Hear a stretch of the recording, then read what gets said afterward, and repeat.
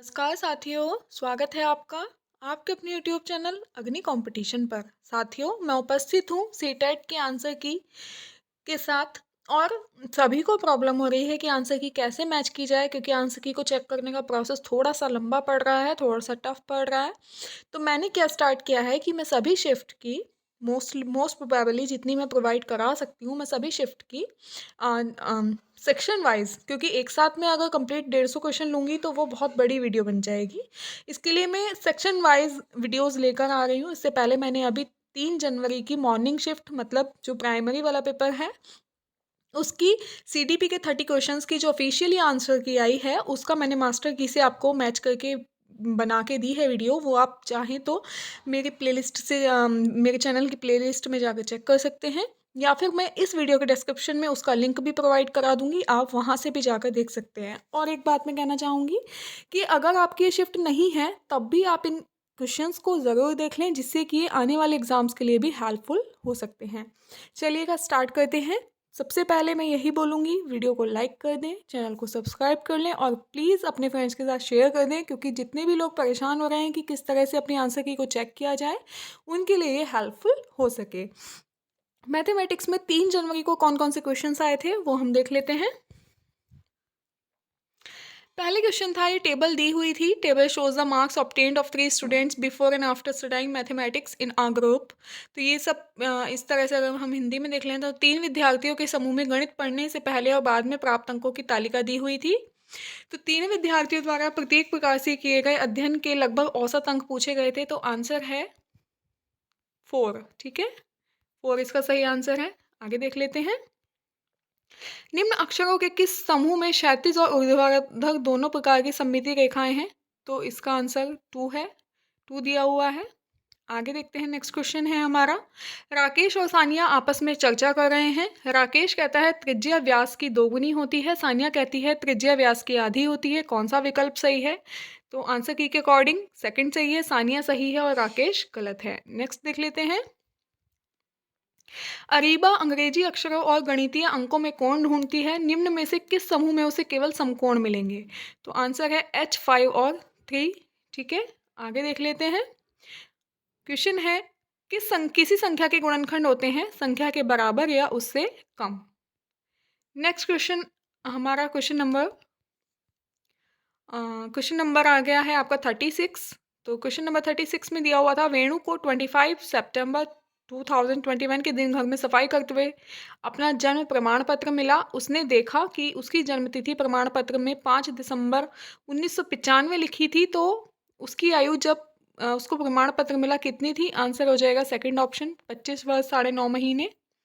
Next question है, 5 व्यक्तियों की लंबाई दी हुई है, लंबाइयों का योग मीटर में क्या होगा? तो 8 मीटर 1 सेंटीमीटर।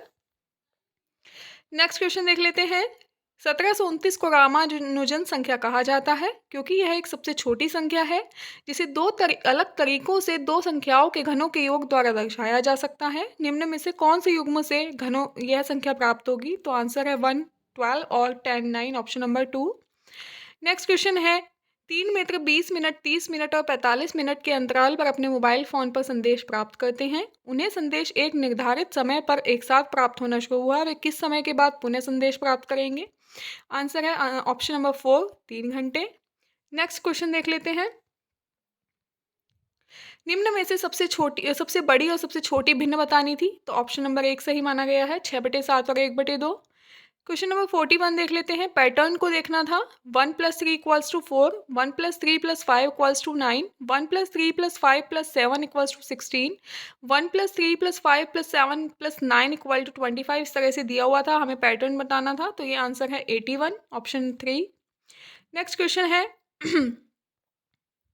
ये दी हुई है एक टेबल आपको दी हुई है, पेंसिलों का पैकेट ये सब मिलाकर। तो ये पूछ रहा है, हरप्रीत ने 1 पैकेट पेंसिल, 2 पैकेट कलम, 3 रबड़, 1 शार्पनर ये सब खरीदा, उसको कितनी राशि देनी पड़ेगी? आंसर है 218 रुपये, ऑप्शन 1।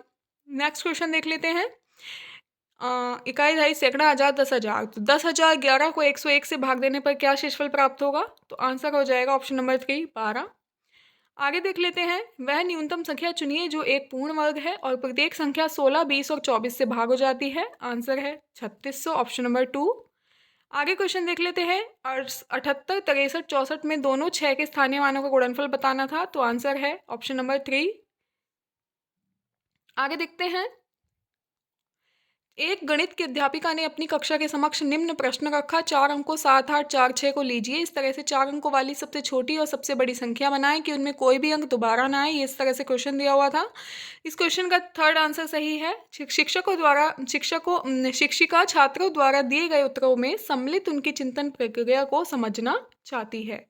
आगे क्वेश्चन देख लेते हैं। हमारा 47 है। निम्न में से कौन सी रचनात्मक आकलन के लिए प्रयोग नहीं होता? तो आंसर हो जाएगा सत्रांत परीक्षा।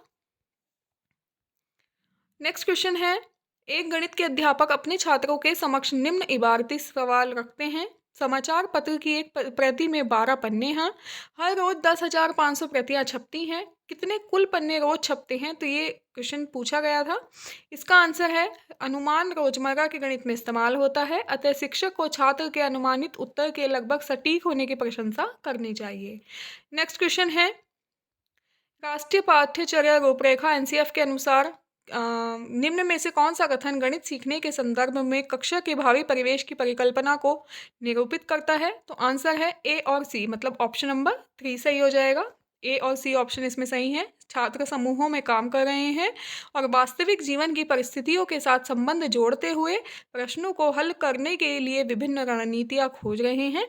और सी, शिक्षक अधिगम की प्रक्रिया पर मनन कर रहे हैं और गलतियों को अधिगम के अवसरों के तौर पर देख रहे हैं। ठीक है, आगे देखते हैं। एक प्राथमिक स्कूल की गणित की शिक्षिका या अध्यापिका चाहती है कि उसके छात्र दैनिक जीवन में सूचना को सुव्यवस्थित करने, निरूपित करने और अर्थ निकालने के ले आंकड़ों के प्रबंधन की प्रशंसा करें। तो ये पूछा हुआ है। इसका आंसर है सेकंड नंबर, विभिन्न रेल समय सारणियों, समाचार पत्रों, प्रकाशित सर्वेक्षणों आदि का उपयोग करना। क्वेश्चन नंबर 51 देख लेते हैं। निम्न में से कौन सी रणनीति प्राथमिक कक्षा में भिन्न की संकल्पना को प्रस्तुत करने के लिए अति उपयुक्त है? आंसर हो जाएगा थर्ड, वृत्तीय और आयताकार पहियों के सममित कटआउट्स के साथ भिन्नों को निरूपित करने के लिए कागज मोड़ने की गतिविधियों का प्रयोग करना। ठीक है, आंसर नंबर नेक्स्ट देख लेते हैं। गणित की अपनी शब्द और चिन्हों की भाषा है जो छात्रों को दैनिक भाषा से बहुत दूर है। इसमें कौन सा अति उपयुक्त होगा? तो ऑप्शन नंबर 2 सही है। शिक्षक को गणितीय समस्याओं को संदर्भित करना चाहिए और गणित को विद्यार्थियों के जीवन अनुभवों का भाग बनाना चाहिए। नेक्स्ट क्वेश्चन है। एक 5वीं कक्षा की छात्रा द्विविम आकृतियों का उनके गुणों के आधार पर श्रेणी में वर्गीकरण कर पाती है। ज्यामितीय विकास की वैन हेले सिद्धांत के अनुसार वह छात्र ज्यामितीय विवेचन के विश्लेषण के स्तर पर है। ठीक है, नेक्स्ट क्वेश्चन है। एक प्राथमिक कक्षा के गणित के अध्यापक अपने छात्रों के समक्ष ये इबारती प्रश्न रखे हैं। समीना 9 बजने में 10 मिनट पर सोने जाती है। कृति समीना के 20 मिनट बाद सोने जाती है और कृति किस समय पर सोने गई? तो इस तरह का ये क्वेश्चन दिया हुआ था। इसका ऑप्शन नंबर फर्स्ट सही है, अवबोध की त्रुटि का। आगे क्वेश्चन देखते हैं 55। तो 55 है। एनसीएफ बल देता है कि स्कूल गणित गतिविधि आधारित हो। ऐसा है क्योंकि आंसर फर्स्ट सही था, ऑप्शन बी और सी। ठीक है, नेक्स्ट क्वेश्चन है। गणितीय दुश्चिंता से ग्रस्त छात्रों के लिए निम्न में से कौन सा आकलन के उपयुक्त साधन है? तो ऑप्शन नंबर 2 सही है, बी और डी, यानी कि सहयोगात्मक अधिगम परियोजनाएं और रचनात्मक आकलन।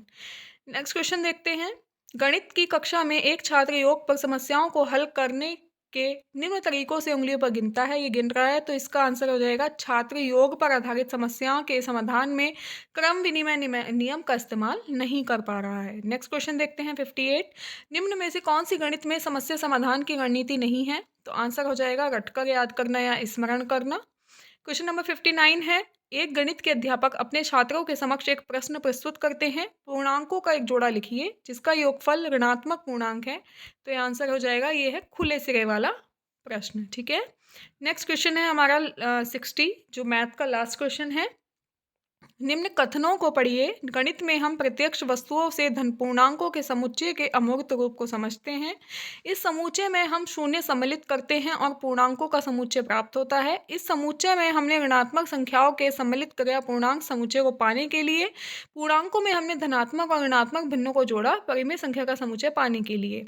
तो इस कथन क्या प्रतिबिंबित करता है? तो आंसर हो जाएगा गणित के पदानुक्रमिक स्वभाव को, ऑप्शन नंबर 2। तो ये थे हमारे मैथ्स के 3 जनवरी के जितने क्वेश्चंस आए हुए थे फर्स्ट शिफ्ट के। तो आप अब इसे अपने रिस्पॉन्स शीट से इजीली मैच कर सकते हैं। और मैं मिलती हूँ नेक्स्ट पार्ट में इसी के आगे के जो क्वेश्चंस हैं उनके साथ। आई होप कि ये आपको हेल्प करेगा, और प्लीज़ वीडियो को शेयर कर दें जिससे आपके सभी फ्रेंड्स जो आंसर की को मैच करने को लेकर परेशान हैं उनको भी हेल्प मिल सके। चलिएगा, मिलते हैं नेक्स्ट वीडियो में, तब तक के लिए bye bye, take care, thank you.